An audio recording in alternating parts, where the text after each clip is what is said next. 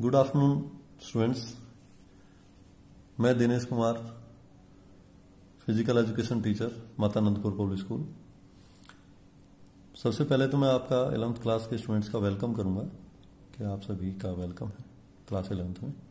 तो आज हम बात करेंगे फिजिकल एजुकेशन में फर्स्ट चैप्टर की, changing trends and carriers in physical education. तो इसमें जो टॉपिक्स हैं, क्योंकि अभी बुक सभी बच्चों के पास नहीं है इसलिए मैं टॉपिक बता रहा हूं, और मैंने 2 चैप्टर आपके पास पीडीएफ पे भेज भी दिए हैं। तो इसी तरह से अपनी पढ़ाई करेंगे, फिर जैसे स्कूल क्लासेस लगेंगी तो अपनी बुक के अकॉर्डिंग कर लिया जाएगा। अभी आपको बुक की समस्या ना हो इसलिए मैं चैप्टर आपको एडवांस में भेज दिया है। मेरे पास ये हिंदी मीडियम की बुक है, मैं आज इसी से कराऊंगा। इसमें टॉपिक है हमारा physical education, definitions, meaning and definitions, शारीरिक शिक्षा के एम्स एंड ऑब्जेक्टिव्स, शारीरिक शिक्षा का लक्ष्य और उद्देश्य, शारीरिक शिक्षा में कैरियर विकल्प, ठीक है। इसके बाद विभिन्न खेल कॉम्पिटिशन्स, नेशनल और इंटरनेशनल लेवल के कॉम्पिटिशन्स, खेलो इंडिया प्रोग्राम, ये हमारे टॉपिक्स हैं। तो इन्हीं के बारे में हम डिस्कस करेंगे। सबसे पहले हम बात करेंगे what is physical education. Physical education ओवर टू फर के according, physical education is the sum of those experience which come to the individual through movements, यानी शारीरिक क्रियाओं पर केंद्रित अनुभवों द्वारा जो परिवर्तन मानव में आते हैं शारीरिक शिक्षा कहलाते हैं। तो अनेक राइटर्स ने अपने अपने अकॉर्डिंग इसमें डेफिनेशंस दी हैं। तो हमें डेफिनेशंस तो अपने अनुसार भी पता होनी चाहिए कि डेफिनेशन क्या होती है फिजिकल एजुकेशन की, और अदर राइटर्स के अकॉर्डिंग भी हमें डेफिनेशंस पता होनी चाहिए कि किसके अकॉर्डिंग क्या डेफिनेशन है। तो सबसे पहले हम बात करेंगे चेंजिंग ट्रेंड्स। देखिए, पहले प्राचीन काल में भारत में शारीरिक शिक्षा को ज्यादा इंपॉर्टेंस नहीं दिया जाता था। खेलोगे कूदोगे बनोगे खराब, पढ़ोगे लिखोगे बनोगे नवाब, ऐसी मान्यताएं थी। लेकिन धीरे धीरे लोगों की सोच बदली, खिलाड़ियों ने अपने आप को साबित किया, और हम देखते हैं कि जो ताकतवर देश हैं विश्व में जिनका नाम है, उन देशों के खिलाड़ी खेलों के अंदर अपना काफी महत्व रखते हैं। गोल्ड मेडल बड़े खेल कंपटीशन में, जैसे ओलंपिक गेम्स है, एशियन गेम्स हैं, अदर चैंपियनशिप हैं, उनमें वही देशों के खिलाड़ी ज्यादा नाम कमाते हैं जो कि बड़े देश हैं, जैसे अमेरिका है, चाइना है, रशिया है, फ्रांस है, इंग्लैंड है, ऑस्ट्रेलिया है, कनाडा है। तो इन देशों के खिलाड़ी ही काफी अपना नाम उनका यही देखने को मिलता है। क्यों? क्योंकि ये खेलों में जिसकी ताकत ज्यादा होती है वही वह देश मजबूत माना जाता है। तो आज हम देख रहे हैं कि कंपटीशन ज्यादा हो गया है, सब ये चाहते हैं कि किसी भी तरह से मेडल जीतना है, यानी ट्रेंड बदल गया। पहले ऐसा नहीं था। पहले खेलों को सिर्फ एक मनोरंजन की वस्तु समझा जाता था कि खेलेंगे कूदेंगे, ज्यादा खेलेंगे कूदेंगे तो खराब बन जाएंगे, और पढ़े लिखेंगे तो नवाब बन जाएंगे। लेकिन आज उल्टा हो रहा है, खेलने वाले नवाब बन रहे हैं, और जो नहीं पढ़ रहे और ना खेल रहे वे ना कहीं के भी नहीं रहते। तो कहने का अर्थ है कि खेलों के जो ट्रेंड्स में चेंज आ रहा है, लोगों की सोच बदल रही है, वो खेलों को भी महत्व देने लगे हैं। माता पिता अपने बच्चों को ज्यादा से ज्यादा खेलों के प्रति भी सुविधाएं प्रोवाइड करा रहे हैं। उनको लगता है कि बच्चा खेलों में अच्छा कर सकता है, तो वो उनको अवसर भी दे रहे हैं।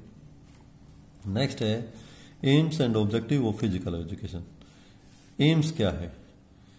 एम्स है ऑलराउंड डेवलपमेंट, और ऑब्जेक्टिव यानी उस एम को पूरा करने के लिए जो हम तरीके अपनाते हैं वो ऑब्जेक्टिव कहलाते हैं। यानी हमारा एम क्या है? ऑलराउंड डेवलपमेंट, सर्वांगीण विकास। तो इसके लिए जो हम तरीके अपनाते हैं वो तरीके हमारे इसके ऑब्जेक्टिव कहलाते हैं।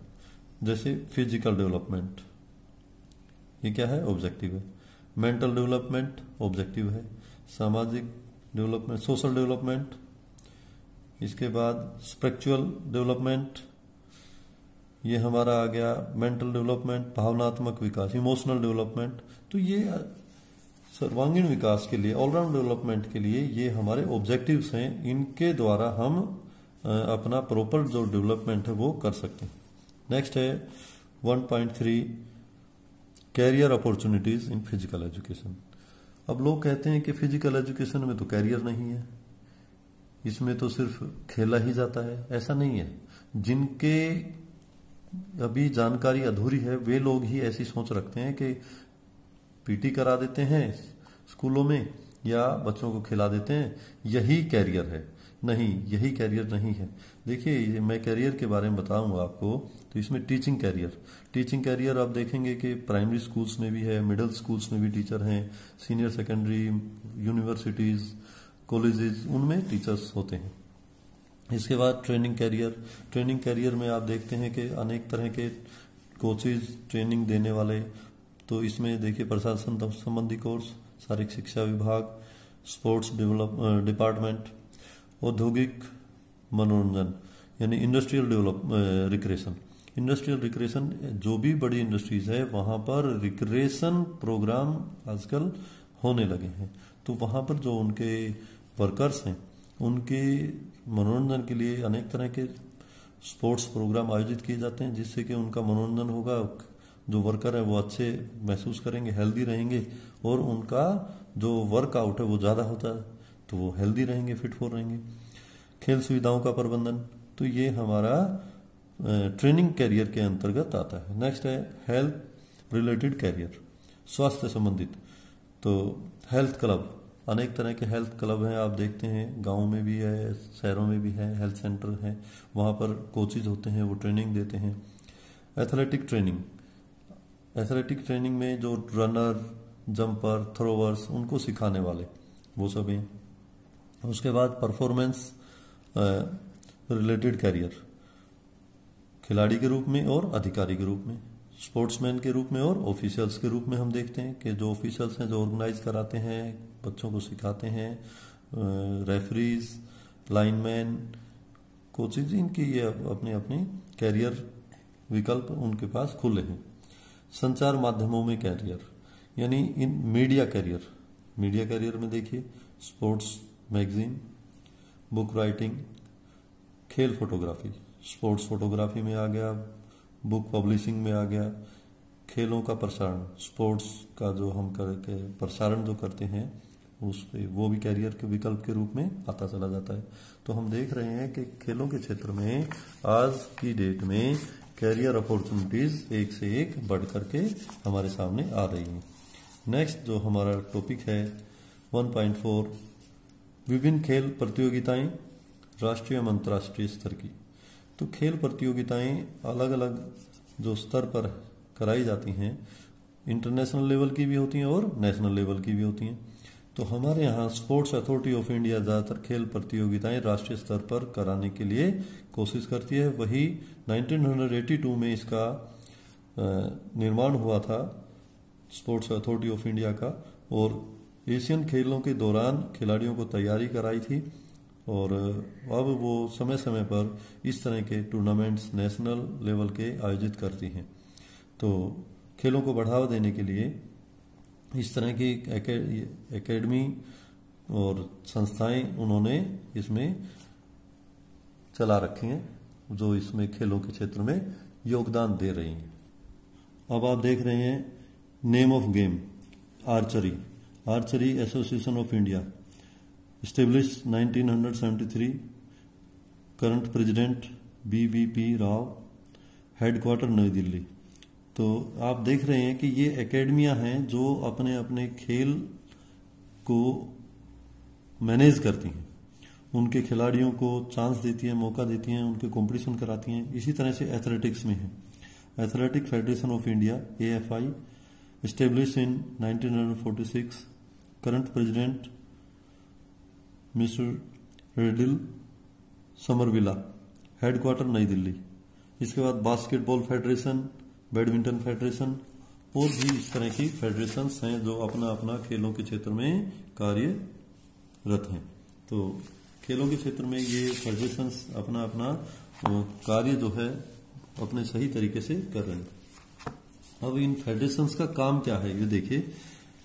विभिन्न टीमों व खिलाड़ियों का चयन करना, छात्रवृत्ति, टीमों खिलाड़ियों का नाम देना, अपने विभिन्न संस्थाओं की कार्य प्रणाली देखना, खेलों को प्रोत्साहन देना, खिलाड़ियों के लिए प्रशिक्षण व्यवस्था, विभिन्न प्रकार के उपकरणों की व्यवस्था, विभिन्न संस्थाओं से समन्वय बनाना, कोऑर्डिनेशन आपस में, ये सब कार्य इनके संस्थाओं के होते हैं। नेक्स्ट जो पॉइंट है हमारा 1.5 खेलो इंडिया कार्यक्रम। खेलो इंडिया कार्यक्रम अभी 2018 से भारत में अपनाया गया है। प्रधानमंत्री मोदी जी ने इस कार्यक्रम को लागू किया था। तो इसमें क्या है कि 17 साल से कम वर्ष के उम्र के बच्चों को ही मौका दिया जाता है, यानी लोअर स्टैंडर्ड, नीचे से बच्चों को सेलेक्ट करके, छांट करके और उनको ये अवसर प्रदान किया जाता है। तो आप देख रहे हैं यूनिवर्सिटी लेवल पे भी होता है, स्कूल लेवल पे भी होता है, लेकिन यहाँ हम 17 ईयर यानी स्कूल लेवल के ही बात करेंगे। तो यहाँ 2018 में 31 दिसंबर से 8 फरवरी तक ये गेम्स नई दिल्ली में स्टार्ट हुए थे फर्स्ट टाइम। तो इनमें 16 गेम्स हैं जो ऑर्गेनाइज कराए जाते हैं। समय समय पर ये खेल हर वर्ष अलग अलग सिटी में गेम्स आयोजित कराए जा रहे हैं।